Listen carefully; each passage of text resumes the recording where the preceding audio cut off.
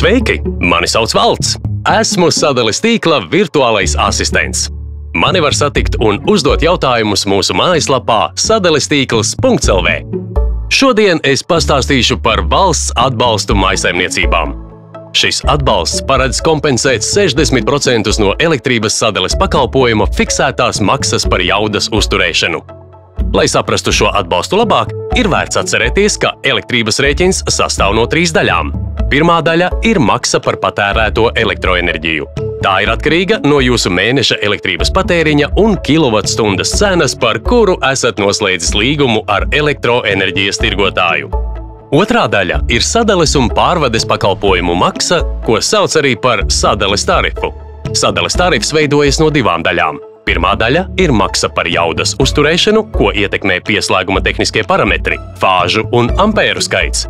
Otrā daļa ir maksa par elektroenerģijas piegādi, ko ietekmē konkrētajā mēnesī piegādāto kilovatstundu apjoms. Trešā daļa ir nodokļi.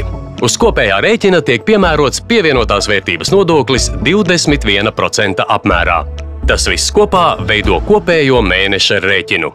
Valsts atbalsts 60% apmērā tiek piemērots sadales tarifa fiksētajai daļai, jeb maksai par jaudas uzturēšanu, par kuru tikko stāstīju. Piemēram, ja jums ir vienas fāzes un 16 ampēru pieslēgums ar mēneša elektrības patēriņu 100 kWh, pamata tarifu plānā par jaudas uzturēšanu standarta maksa būtu 6,08 eiro. Pēc samazinājuma piemērošanas šī maksa būtu 2,43 eiro. Tādējādi kopējais elektrības rēķins samazinātos no 29,68 eiro uz 25,26 eiro. Valsts atbalsts tiks piemērots rēķinos jau par septembri, kurus mājsaimniecības saņems oktobrī. Šis atbalsts būs spēkā līdz šī gada beigām, un tam nav īpaši jāpiesakās. Tas tiks piemērots automātiski. Ja rodas kādi jautājumi, tiekamies sadales tīkla mājaslapā. Bet pagaidām, atā!